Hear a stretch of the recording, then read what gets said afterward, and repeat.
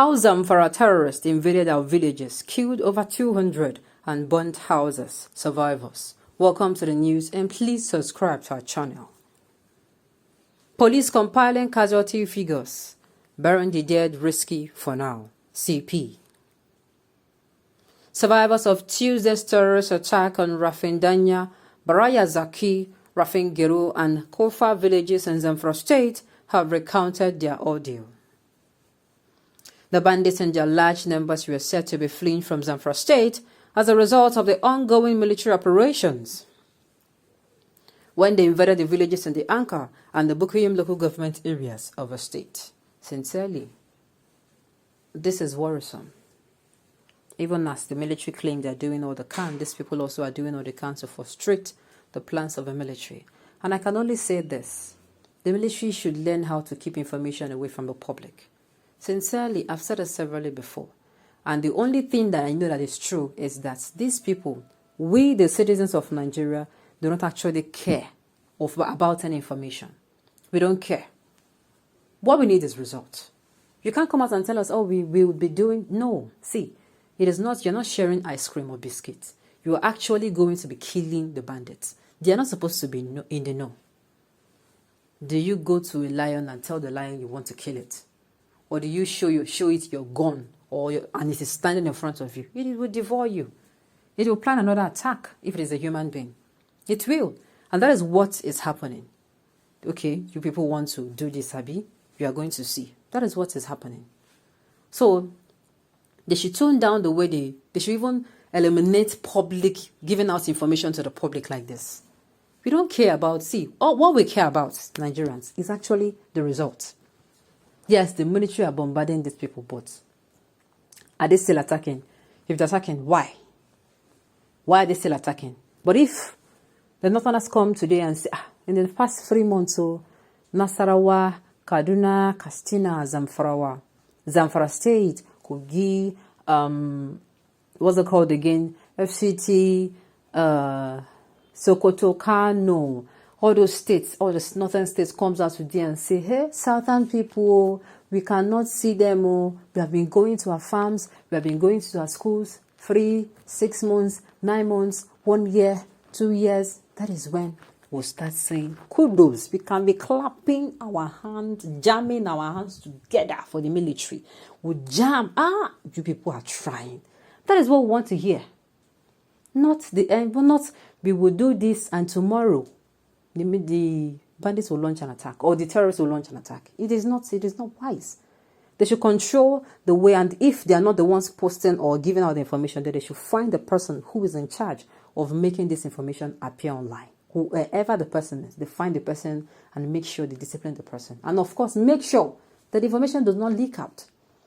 And if the military does not know, they have been compromised.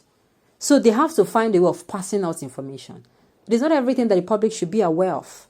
That is just the truth. Please stay with us, the news in details.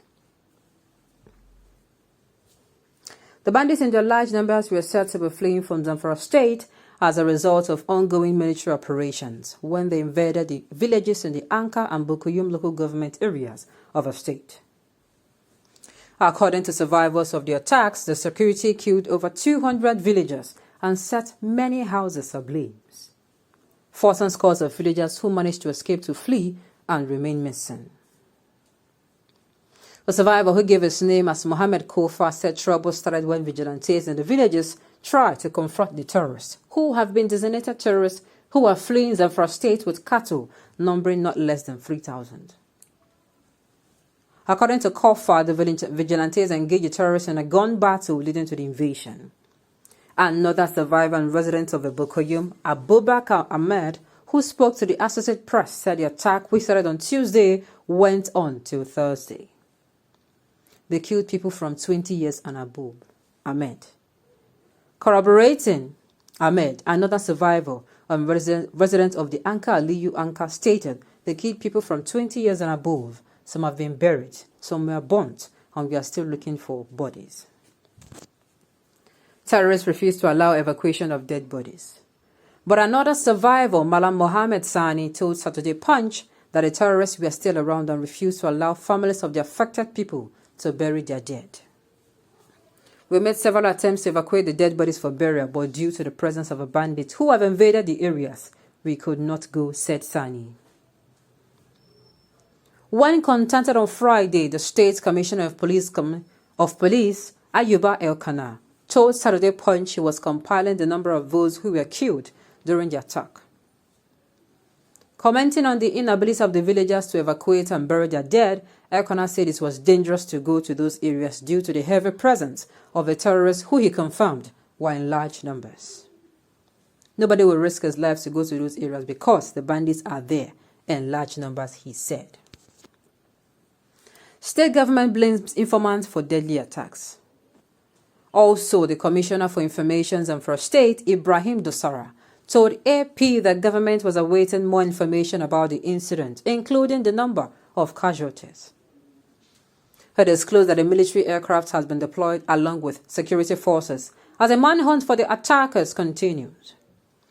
Dosara, however, blamed the informant for the persistent attacks. One of the serious problems is that we have a lot of informants getting information to these people, the terrorists. The moment to strategize, the moment the enemies also strategize. Terrorists have held ZAMFARA and other northwest states by the jugular, killing, maiming, kidnapping for ransom, and rendering hundreds homeless in relentless attacks. As part of measures to tackle the problem, ZAMFARA in September adopted some drastic measures, including the shutdown of telecommunication services, while military attacks were unleashed against the terrorists. The federal government in November last year obtained a court order to declare bandits as terrorists so that the full military might be deployed against them. With the designation of the bandits as terrorists, the Attorney General of the Federation and Minister of Justice, Abubakar Malami San, on Tuesday said the federal government was ready to deploy the Super Tucano fighter jets against the bandits. The military had been reluctant to deploy the aircraft outside the Northeast because of the conditions attached to the sale of the aircraft by the United States, which was anchored on human rights. But the AGF said on Tuesday that the coast had become clear to deploy the Super Tucano aircraft against the bandits in the Northwest and North Central, following the court order declaring them as terrorists. Meanwhile, Nigerians have called for the improvement in security in the region. On Twitter, Omar Yahya said what we needed in ZAMFARA at the moment is coordination and sincere commitment from the side of the state government. The truth is that the federal government had deployed enough troops to tackle the situation. State government has a poor coordination mechanism. It is not always about fueling patrol vehicles. Okay, and we've heard it. It is very sad. People from 20 years and above killed. Do you know what it meant? Our generation coming will not be. They were not going to be smiling with us if we do not deal with these activities of a terrorist. If we don't curb it, if it is not squashed and stopped before they arrive, they will forever cause us so. Sincerely, it is not funny. On this note, we have come to the end of the news. We say thank you for tuning in to listen. And until I come your way next time, enjoy the rest of the day.